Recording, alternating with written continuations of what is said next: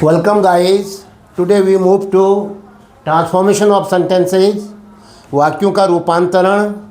This chapter is very important for class 9, 10th, 11th, 12th and for the aspirants of NDA, CDS, CGL, bank PO exams as well as UPSC exams. What is transformation of sentence? Transformation means to change the sentence without changing its meaning. वाक्यों को बदलना बिना अर्थ बदले.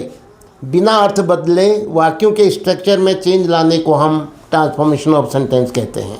आज rule number 4 पर ध्यान दो. Interchanging the affirmative and negative sentences. Affirmative और नेगेटिव सेंटेंसेस को परस्पर बदलना. आज हमारा सेंटेंस होगा एक्सरसाइज नंबर 3 में transform the following sentences into affirmative sentence. Affirmative किस में होते हैं? वो हाँ में, यस में. इस जो स्टेटमेंट यस में होते हैं, हाँ में होते हैं, उनको हम अफर्मेटिव स्टेटमेंट या अफर्मेटिव सेंटेंस कहते हैं. हमको क्या दिया होगा? नेगेटिव सेंटेंस दे रखे हैं. आज एक्सरसाइज नंबर 3 में हमें नेगेटिव सेंटेंस दे रखे हैं और हमने उसको चेंज करना है अफर्मेटिव में. Transform the following sentences into affirmative sentences. स्वीकारात्मक वाक्य में. चलिए नंबर 1, सेंटेंस नंबर 1 दिया है. No sooner did I reach the school then the bell rang. मैं स्कूल में पहुंचा ही न था कि तब ही घंटी बज गई.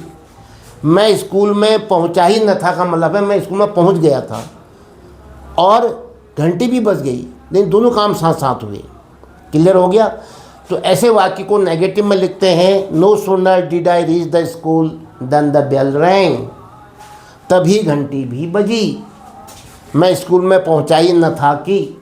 तो जब कभी नो सूनर डिड आता है, यहाँ देखो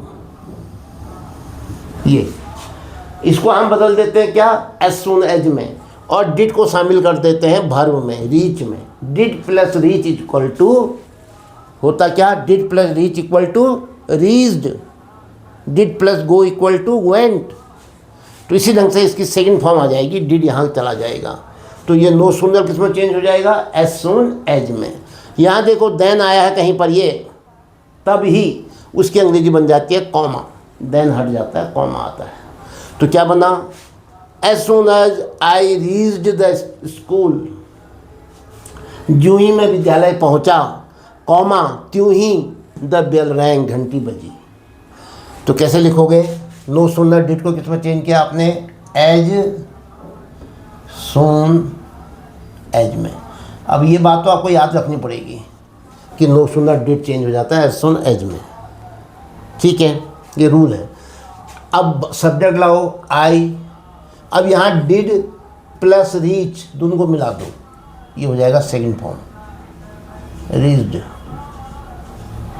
as soon as I reached the school.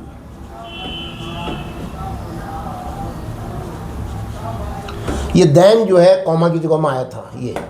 अब देन को हटाओ और यहाँ क्या लगा दो? कॉमा. The bell wrong.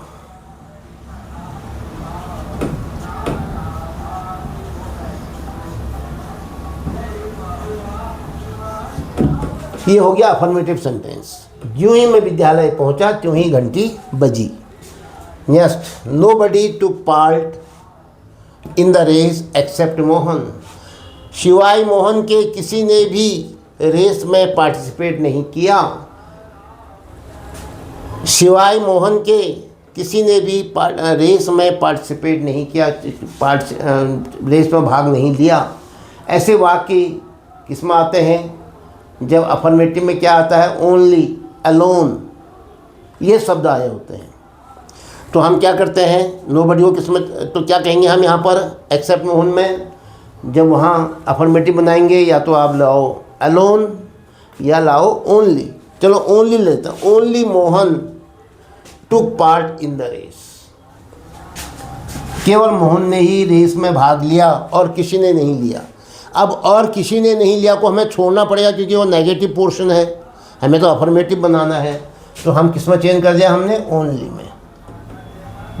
कब करेंगे? जब नोबडी आया होगा. और यहाँ एक्सेप्ट आया है सिवाय मोहन के, ये बट या एक्सेप्ट दो शब्द हैं हमारे पास, बट मोहन भी कर सकते थे हम यहाँ पर। ओनली मोहन सब्जेक्ट को ले लो, only Mohan took part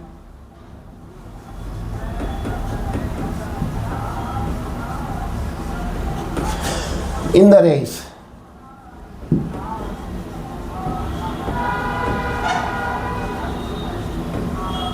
only Mohan took part in the race, केवल मोहन ने ही रेस में भाग लिया।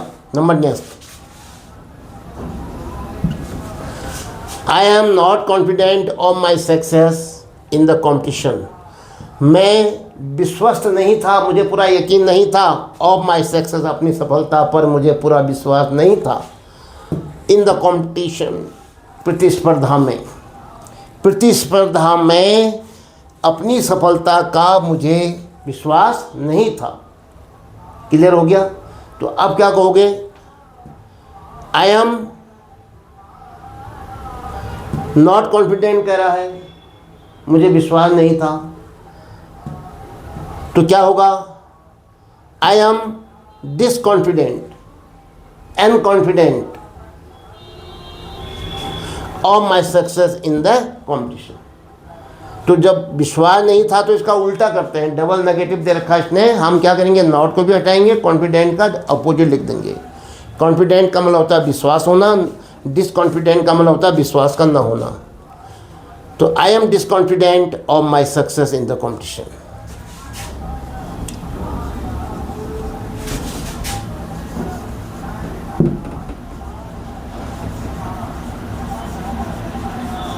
I am disconfident of my success in the competition.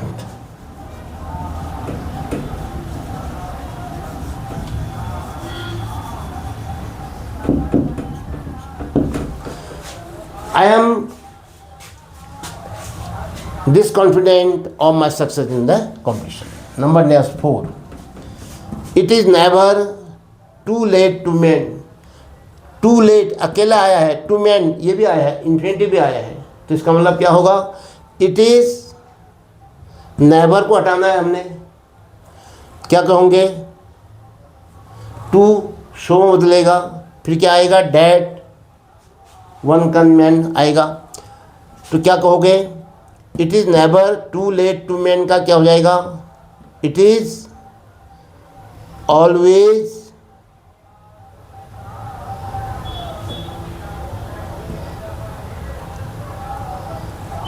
early।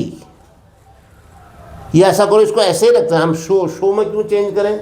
Negative बनाना होता तो तब शो में चेंज करते हैं, हमें तो अफर्मेटिव चाहिए। तो it is too early to mend, it is too early to mend. सुधार लाने के लिए ये बहुत जल्दी है, तो इसका मतलब हुआ भाई बहुत जल्दी है, तो इसका मतलब कभी ज़्यादा देर नहीं है सुधार लाने के लिए।